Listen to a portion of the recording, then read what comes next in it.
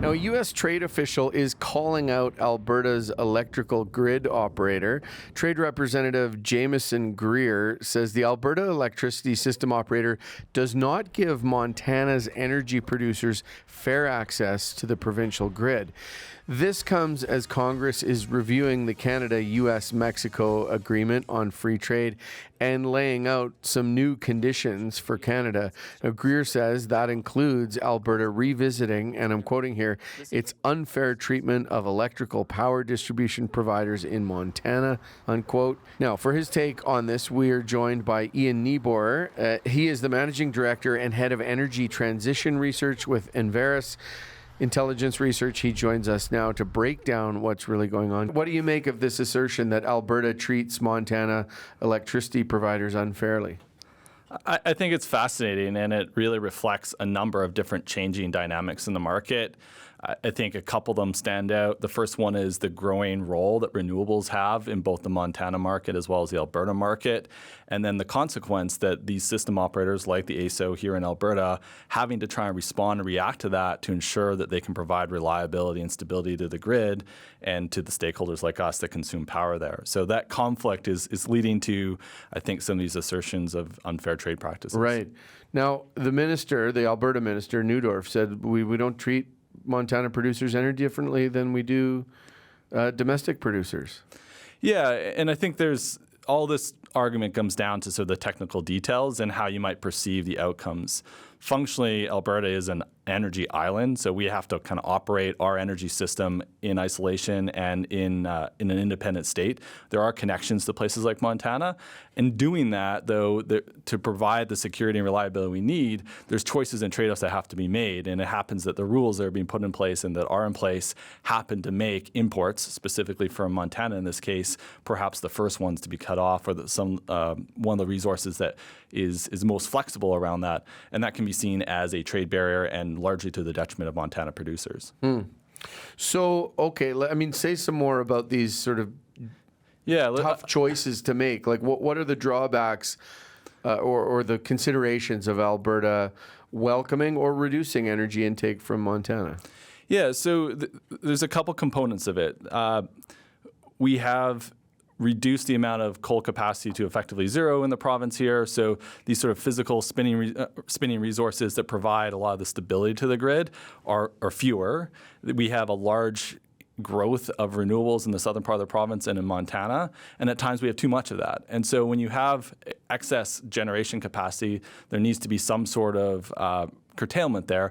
In many cases, we would prefer to maintain those spinning sort of gas-fired resources, if you will. They might be more expensive for stability reasons, even though they're not the lowest cost option. I think from the perspective of a Montana producer in the U.S. is like this should be an open free market where the lowest cost electron wins.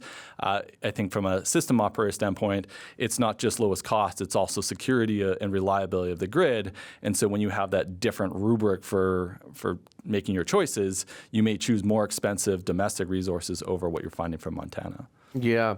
So, and as a consumer, look, you love low prices, but you also like the lights on. Stability is pretty important when it comes to power. Exactly. And there's a number of sort of more details to that. Like there's a single transmission line connection between Montana and Alberta. It itself has its own reliability issues. You have congestion points where we have the bulk of generation, particularly renewable generation in the southern part of our province. Demand is more in Calgary and in Edmonton direction.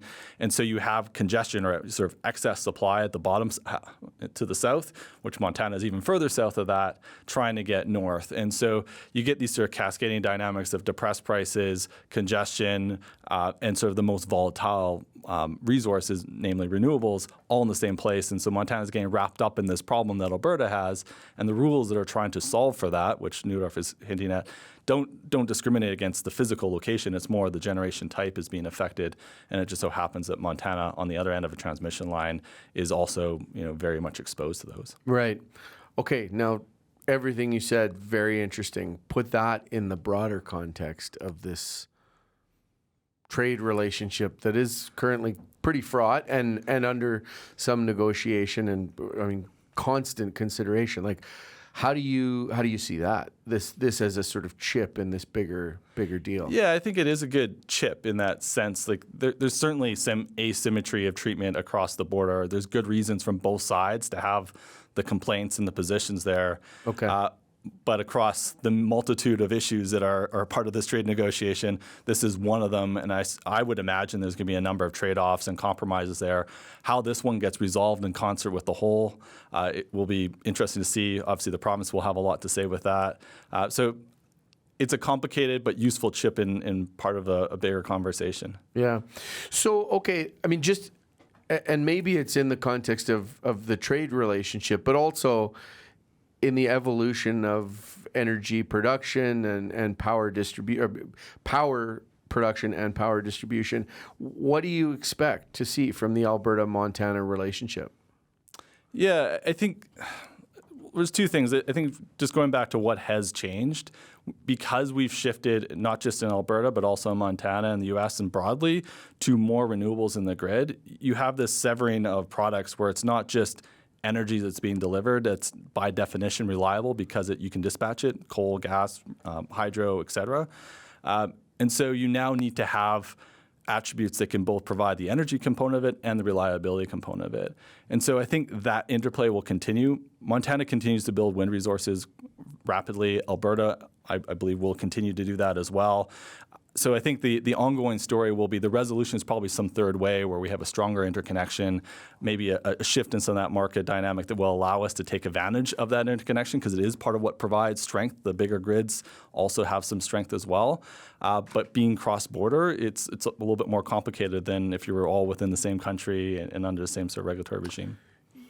I don't want to put words in your mouth, but you seem to be more confident or certain of what's happening with renewable production in Montana than you were in Alberta. Is that fair? Like, how do the politics of renewables fit into this, if at all?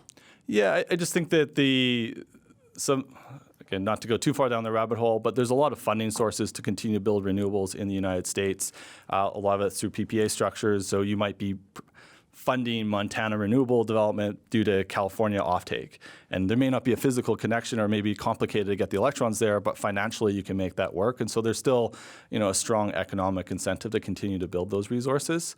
Alberta maybe is not as connected to those types of dynamics, but still great resources in the southern part of the province and likely to see more of them.